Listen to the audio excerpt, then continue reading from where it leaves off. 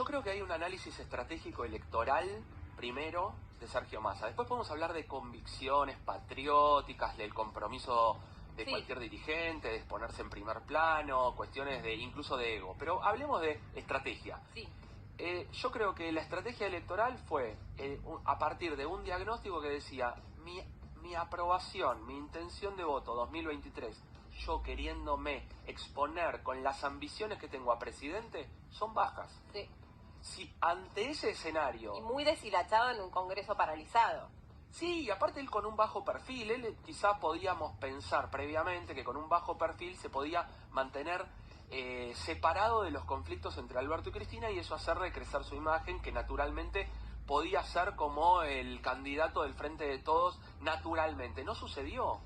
Y su imagen tampoco creció. Por lo tanto se encontró ante el dilema de ¿espero una mejor oportunidad o esta es mi oportunidad? Y en ese sentido te digo que no hay ninguna duda de que él mostró la convicción y la decisión de ir a buscar esa silla eléctrica que vos bien decís, Melina. Y Entonces, porque también me imagino... no hubiese habido cambios. Existen esos cambios porque la realidad es que lo que empieza a ver la dirigencia política es el desastre. Y cuando viene el desastre es cuando se producen los cambios de gabinete intentando generar cierto aire fresco, Sí. la búsqueda de algo diferente que cambie la dinámica, el enfoque. Yo creo que en este sentido Massa lo ha logrado. El gobierno ha cosechado un logro que tiene que ver más con un medio que con un fin. Sí. O sea, logró rearmar ciertas herramientas para gestionar, pero después tiene que gestionar. Sí. Y tiene que sostener las medidas. Y una vez que sostiene las medidas, mantenerlas en el tiempo. Digo, no es un desafío menor. Y yendo a esas medidas, está bien. Por un lado, recuperar el control. No hay mejor gobierno que aquel que tiene el control, que pueda establecer ciertas certidumbres. Si no, básicamente no cumple la función inicial, sea cual fuese la línea. Control, certidumbre, tranquilidad en la sociedad. Por un lado. Contrato inicial. Bueno, el contrato inicial muchas veces se rompe. En este caso yo creo que había unas cláusulas que en primera medida marcaban cierta moderación, cierta búsqueda de consenso, de defensa de la palabra empeñada, expuesto por Alberto Fernández.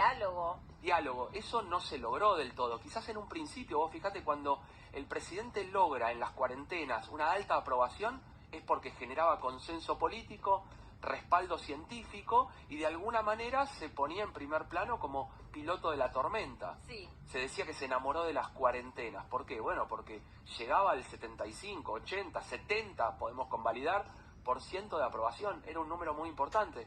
Y luego fue en reducción constante. Igual eso... De que la crisis tiene una raíz política. Y en este sentido, una de las soluciones posibles encontradas es que en el centro de la escena lo articule un dirigente de peso político específico, claro. No tanto de expertise económica. Bueno, porque en realidad intentamos más que nada emparchar, y cuando se dice que somos un país rico es porque tenemos muchos recursos para salir de crisis en crisis sin hacer esos ajustes tan potentes que hacen otros países.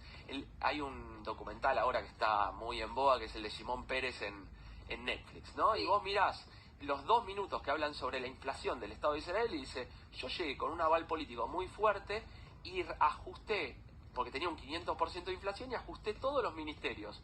Me insultaban de todas las formas, de todos lados, pero bajó la inflación del 500 al 16%. Pero ahora yo me quedo pensando... Está disputando con dos características muy importantes. La primera es centralidad. Él no fue en el momento de Batakis un reemplazo donde era Guzmán por Batakis y que pase desapercibido y que sea más de lo mismo. No.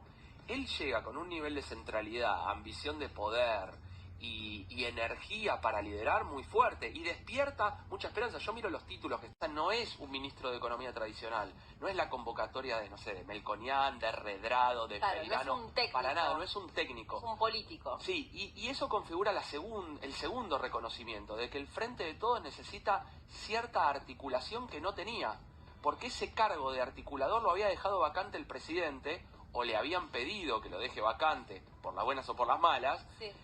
Yo creo que después de las PASO, el presidente surgió como candidato nominado por Cristina, pero principalmente como articulador del Frente de Todos. Exacto. Y eso es confianza y certidumbre, son palabras que sí. se repiten tanto en el análisis político como en el análisis económico. Confianza y certidumbre. Para eso puede ser cambio de nombres, plan integral, no medidas aisladas, sostenidas en el tiempo y consensuadas entre la dirigencia política, no solamente Sí. la interna, sino el máximo acuerdo posible. Muchas gracias, saludos a la familia Hedge. de Por mi favor, parte. saludos para la familia. Bueno, nos vamos a la pausa y... Variable de inflación. Sí. La primera, el índice de inflación que vaya a la baja de la manera en que... Ahora ¿Cómo? vamos a lo... Ah. ¿Cómo? Claro. Pero sí creo que lo va a tener en primer plano en la cabeza. Sí. Segundo punto, tensión política, bajar el nivel de tensión política. Ok. Y tercer punto, la cotización del dólar, que está atada a la variable de inflación, por supuesto. Pero creo que esas tres cuestiones son las que va a tener en primer plano. Obviamente que va a haber otras, desigualdad, salarios, etcétera, Sí. etcétera. Ahora, a partir Segmentación. de saber hacia dónde va el objetivo, diciendo voy a buscar tranquilidad en las tres variables, creo que más importantes, las que más fueron moviéndose y llamaron la atención en el último tiempo. Entonces, sabiendo lo que va a ir a atacar, creo que va a buscar las medidas. Algunas son seguramente de restricción, restrictivas, y entiendo que algunas tienen que ser de estímulo en el largo plazo. Uno no puede pensar que va a ser más de lo mismo. Un incentivo por un lado, Algunas más de largo... actividades productivas. Claro, aparte sabiendo de que Massa tiene como referentes a Miguel Peirano o a Martín Redrado, que lo exponen, sobre todo Martín Redrado, lo exponen en los medios de comunicación, cada vez que se les pregunta, le dicen, bueno, restricciones quizás son circunstanciales, pero tratar de generar una política de estímulos hacia la producción, hacia las distintas áreas. Sí, y yo creo